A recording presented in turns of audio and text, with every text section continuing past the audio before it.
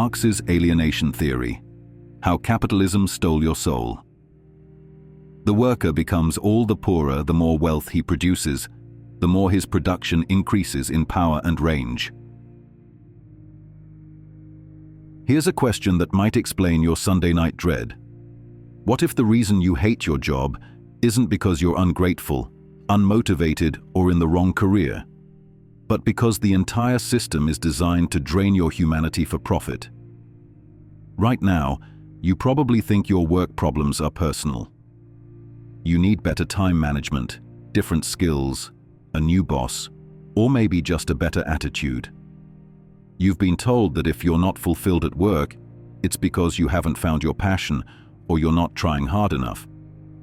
But Karl Marx identified something 150 years ago that explains why millions of people wake up every day feeling like they're slowly dying inside.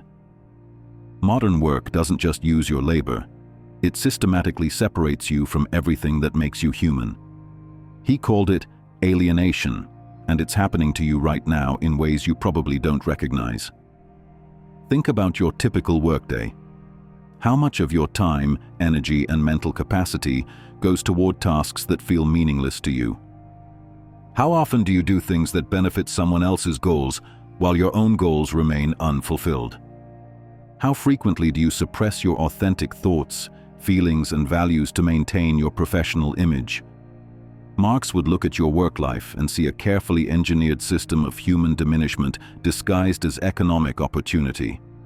You're not just selling your time, you're selling your creativity, your autonomy, your authentic relationships, and your connection to the results of your efforts. You're trading your humanity for a paycheck, and then wondering why you feel empty despite being financially stable. But I need to work to survive, you're thinking. Everyone has to make compromises. That's just adult life. Here's Marx's brutal insight. The fact that you need to sell your humanity to survive isn't natural or inevitable. It's the result of an economic system that requires human alienation to function profitably. You've been conditioned to see your work dissatisfaction as a personal problem rather than recognizing it as a predictable response to a system that treats humans like production units rather than complete beings. The Sunday scaries, the career anxiety, the sense that your life is being wasted on meaningless tasks, these aren't character flaws. They're your humanity rebelling against a system that profits from suppressing your humanity.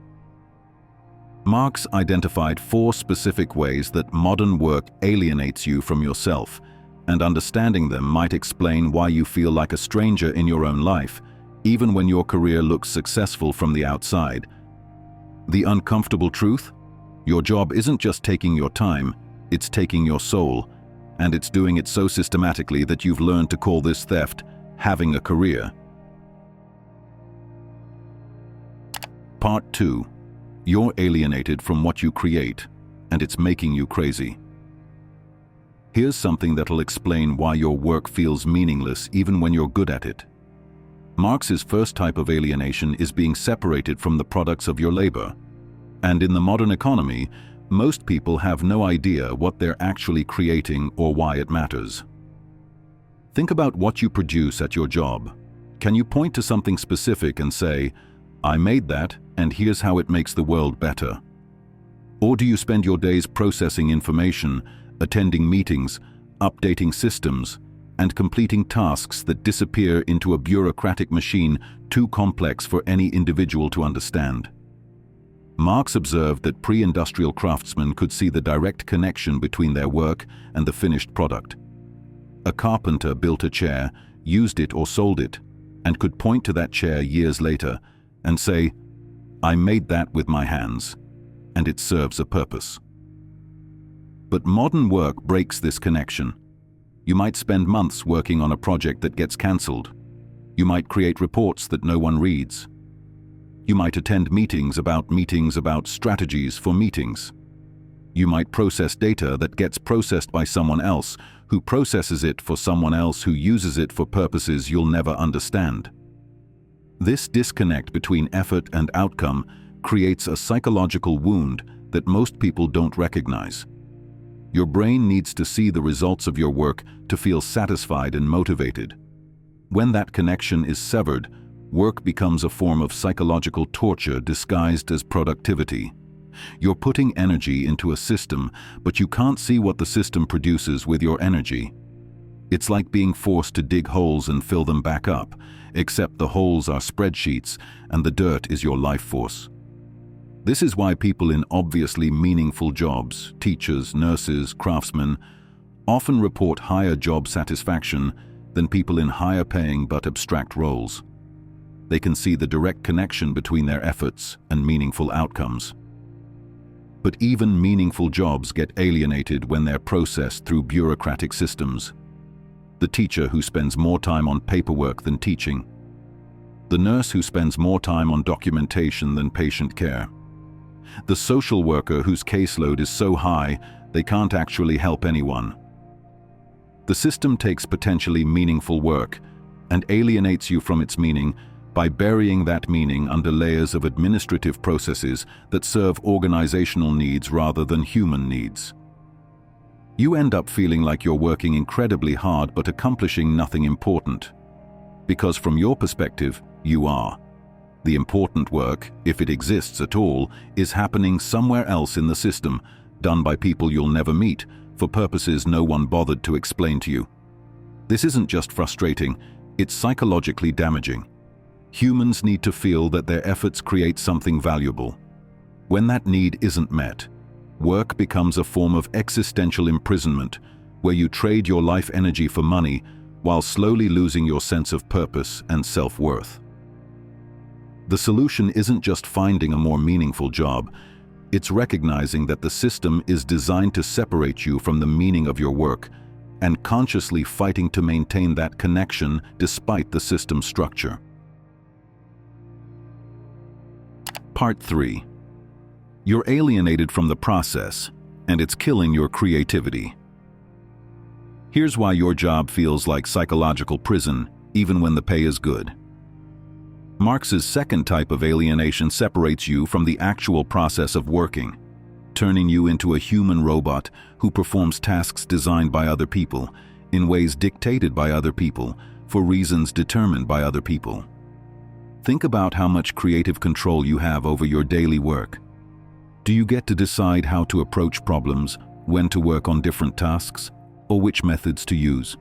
Or do you follow procedures, meet requirements, and implement strategies that were created by people who don't do the actual work?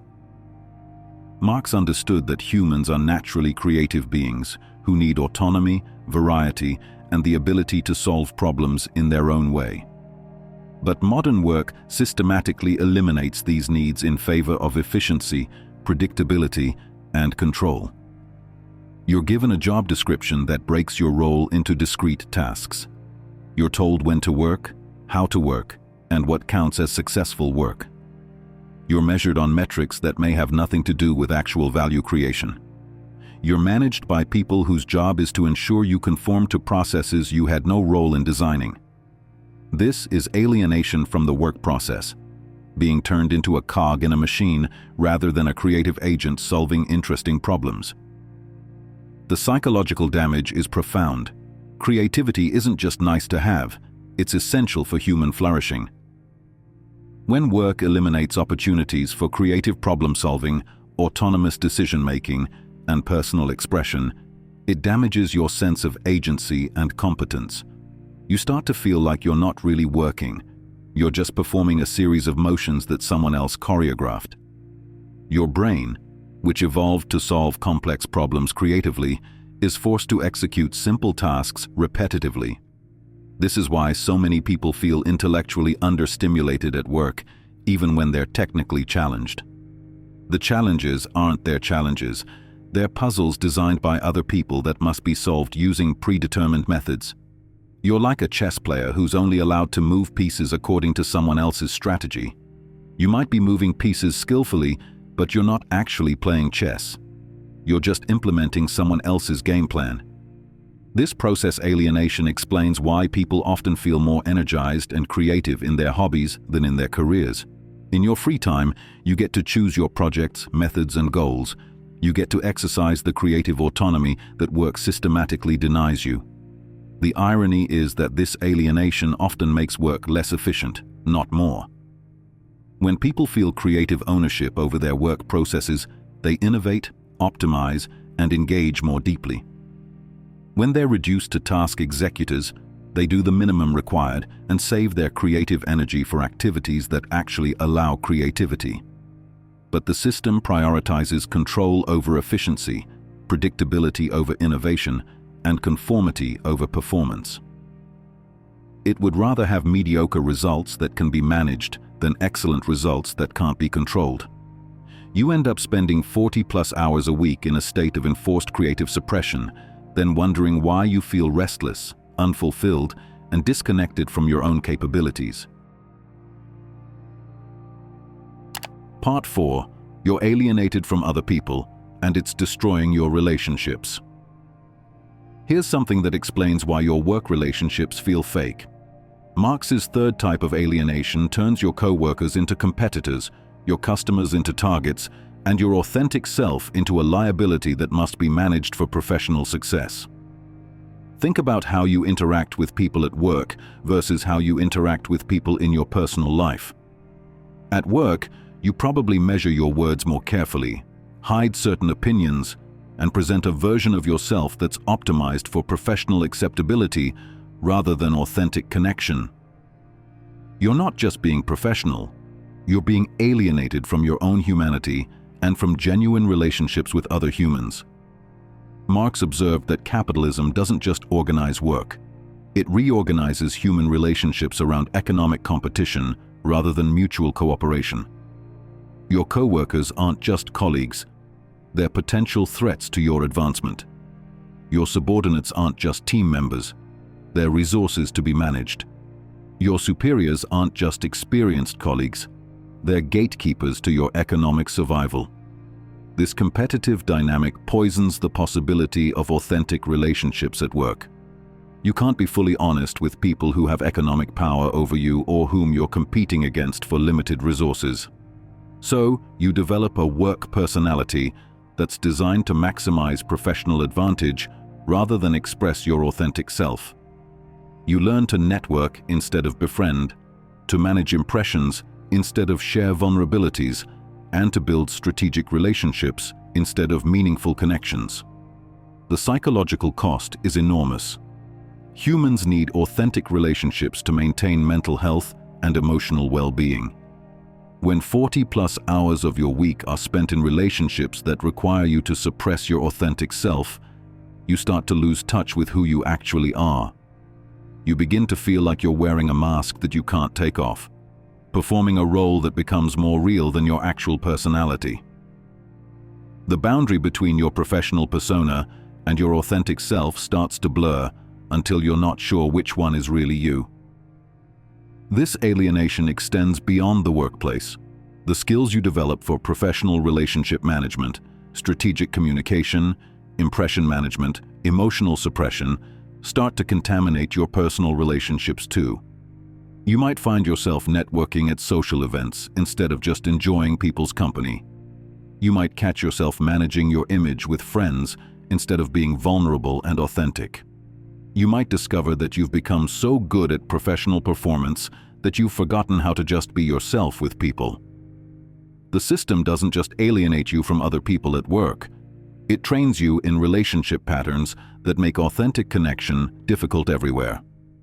Marx understood that humans are fundamentally social beings who need genuine community to thrive.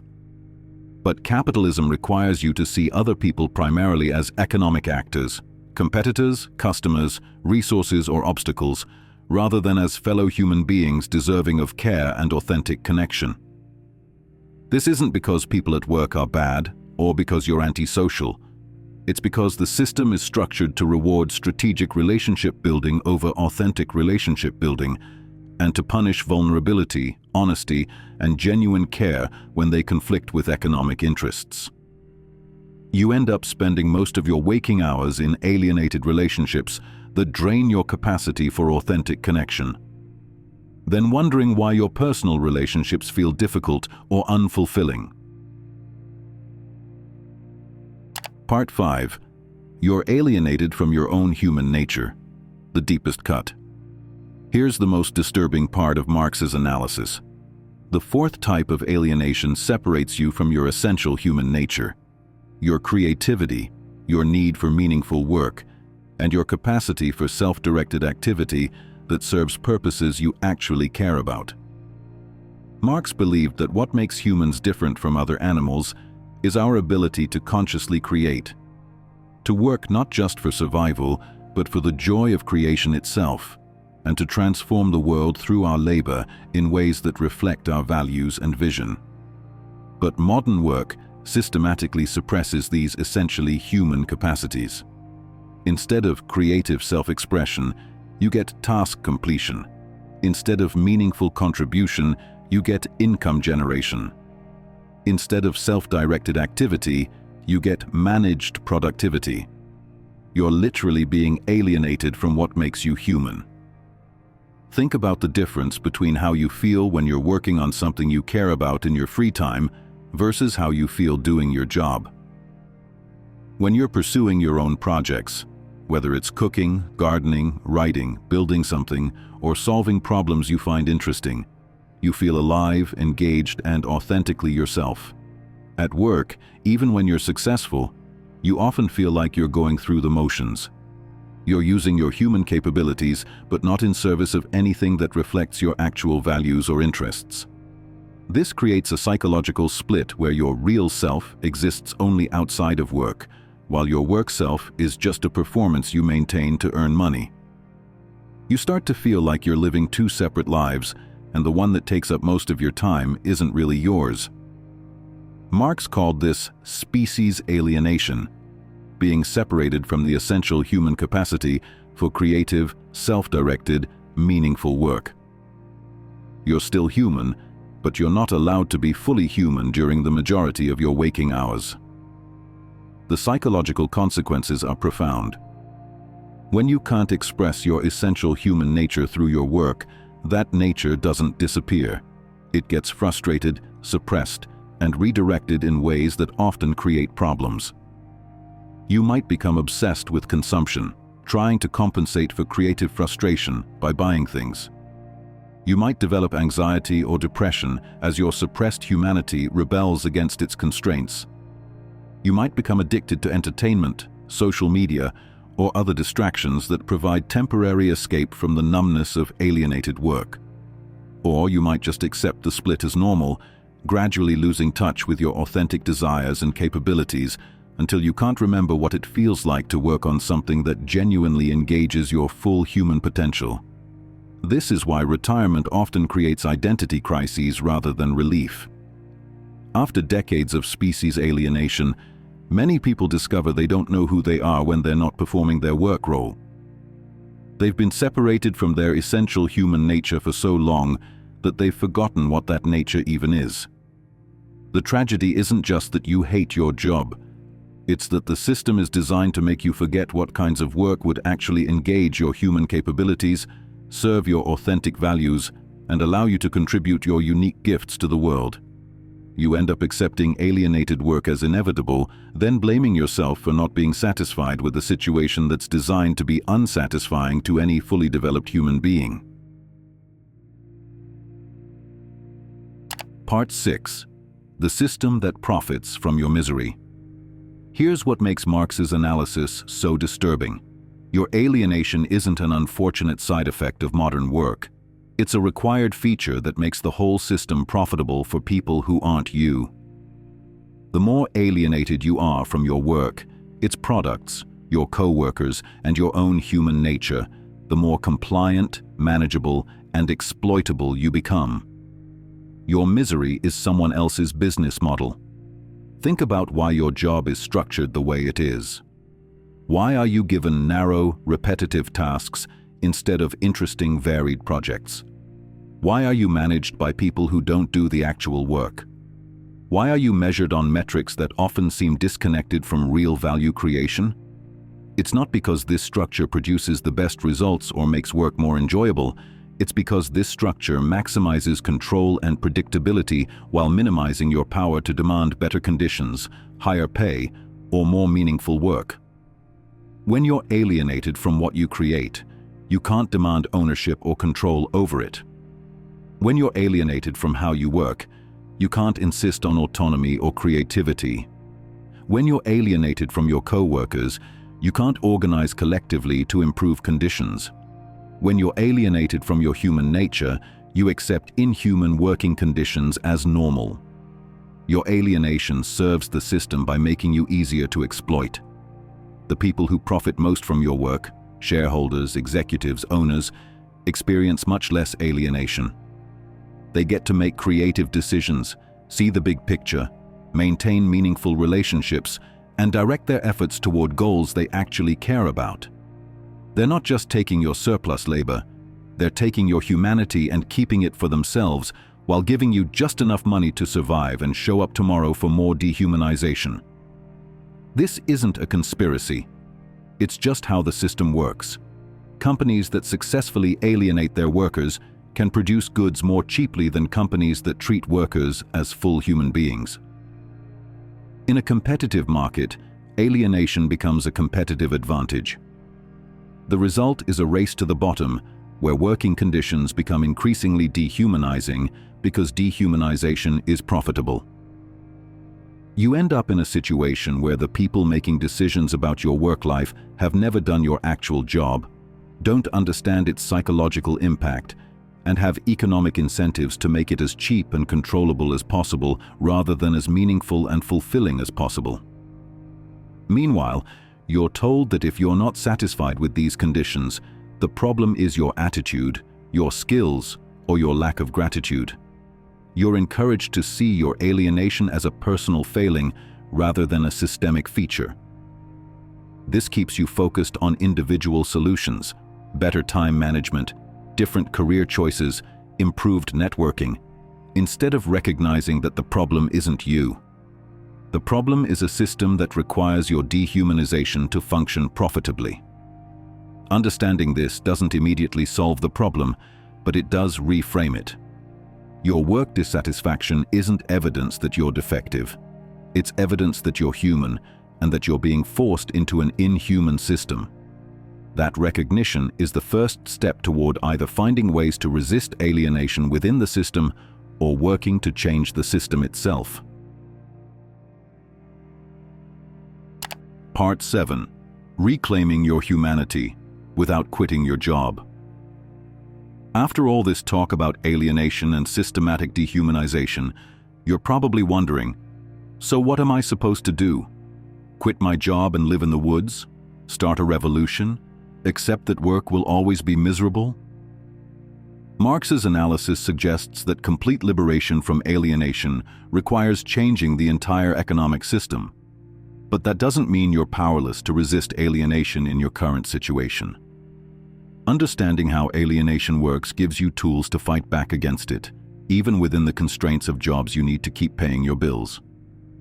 Resist alienation from your work's products by connecting your daily tasks to meaningful outcomes. Even if your job feels abstract or meaningless, look for ways to understand how your work serves purposes you actually care about. The data entry clerk who realizes their work helps medical researchers. The customer service representative who focuses on genuinely helping people solve problems. The middle manager who sees their role as protecting their team from organizational dysfunction. You can't always choose your tasks, but you can often choose how to understand their significance. Resist alienation from work processes by finding opportunities for creativity and autonomy within your constraints. Look for ways to improve processes, solve problems differently, or bring your own approach to standardized tasks.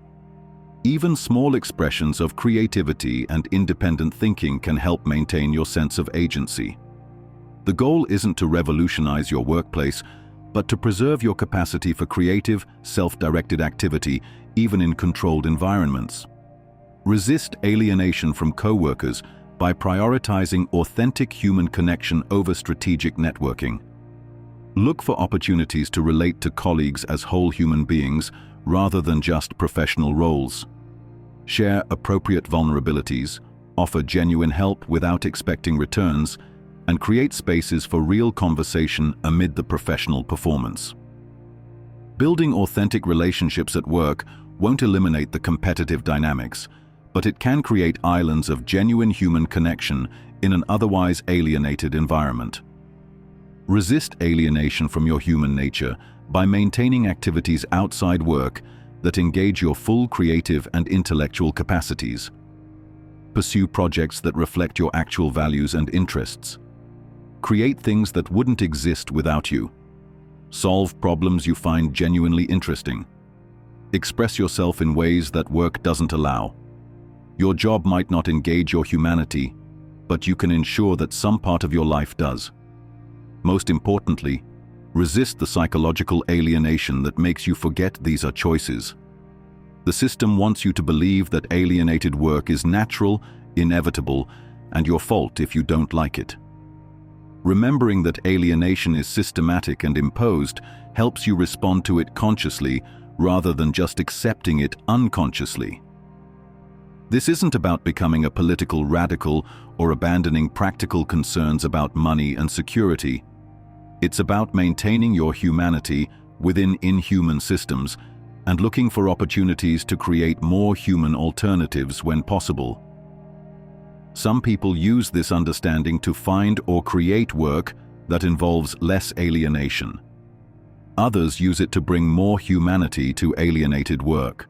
Still others use it to organize with colleagues to improve working conditions collectively. The key is recognizing that your dissatisfaction with dehumanizing work isn't a personal problem requiring individual therapy. It's a human response to inhuman conditions requiring collective solutions. If this exploration of alienation has helped explain why you feel like a stranger in your own working life, remember, the problem isn't that you're ungrateful or unmotivated. The problem is that you're human and you're being forced to work in ways that deny your humanity. Recognizing that is the first step toward reclaiming it. Next week, we're exploring Kahneman's research on cognitive biases and why your brain is systematically deceiving you about reality. Subscribe now, because understanding how your mind tricks you might be the key to making better decisions about everything. Your journey toward more human work and life is just beginning, and Marx's insights are your guide to understanding why the system feels inhuman, because it is.